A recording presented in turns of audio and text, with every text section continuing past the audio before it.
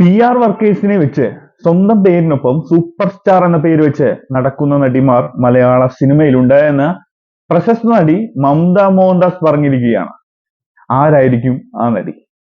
എന്തായാലും social media ഏറ്റെടുത്തു കഴിഞ്ഞു.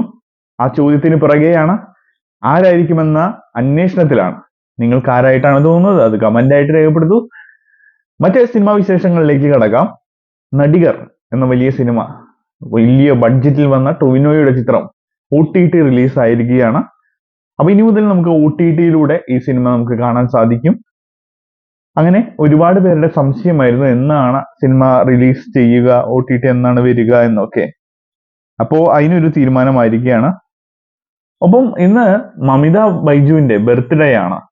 അപ്പൊ ബർത്ത്ഡേ ആണ്. അദ്ദേഹത്തിന്റെ ഒരു വമ്പൻ ഹിറ്റ് സിനിമയായിരുന്നു തൊട്ടടുത്ത് സംഭവിച്ചത്. അപ്പൊ ആ ഒരു സന്തോഷത്തിലാണ് എല്ലാവരും അവരെ ഏറ്റെടുത്തു കഴിഞ്ഞു. സൂപ്പർ ശരണ്യയിലെ നല്ലൊരു വേഷമായിരുന്നു എങ്കിലും ഒരു നായികയായി വന്നത് പ്രേമലുവിലാണ്.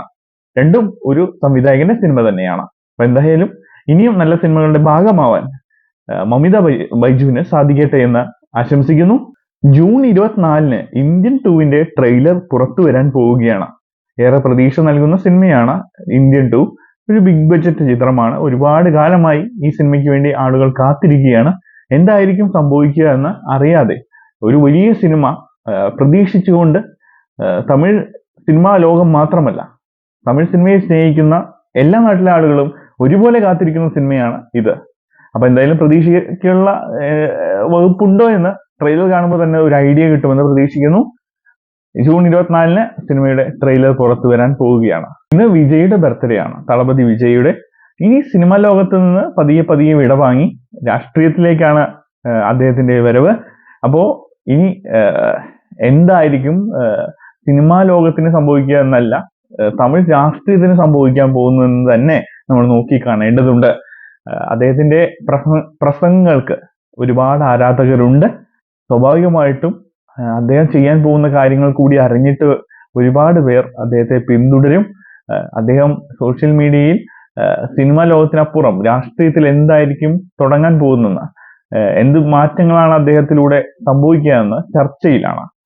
എന്തായാലും കാത്തിരിക്കാം. അദ്ദേഹത്തിന്റെ വ്യത്യസ്തമായ ആശയങ്ങളും അതുപോലെ തന്നെ വ്യത്യസ്തമായ രീതിയിലൂടെയും വളരെ ബുദ്ധിമുട്ടി സിനിമ ഇൻഡസ്ട്രിയിൽ തിരിച്ചു വന്ന് ഒരു വലിയ സ്റ്റാറായി മാറിയതുപോലെ സോഷ്യൽ മീഡിയയിൽ ജനങ്ങൾ പറയുന്നത് ഇത്രയേ ഉള്ളൂ, രാഷ്ട്രീയത്തിലും അതുപോലെ തിളങ്ങാൻ പറ്റട്ടെ എന്ന ആശംസകൾ തളപതി വിജയ്ക്ക്. തമിഴ് സിനിമ മഹാരാജ, നമ്മൾ അതിനെക്കുറിച്ച് സംസാരിച്ചിരുന്നു. ചിത്രം വൻ വിജയമായി മാറിക്കൊണ്ടിരിക്കുകയാണ്. എല്ലാവരും ഏറ്റെടുത്തുകൊണ്ടിരിക്കുകയാണ്. ചിത്രം 50 കോടി കളക്ഷനിലായിരിക്കുകയാണ്.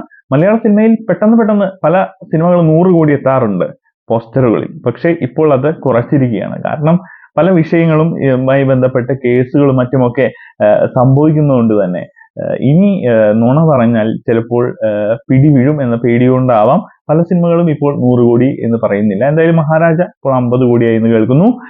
വലിയ രീതിയിൽ ആളുകൾ ഏറ്റെടുത്തു കഴിഞ്ഞു. വിജയ് സേതുപതിയുടെ 50-ാം സിനിമ അങ്ങനെ 50 കോടി എത്തിയിരിക്കുകയാണ്.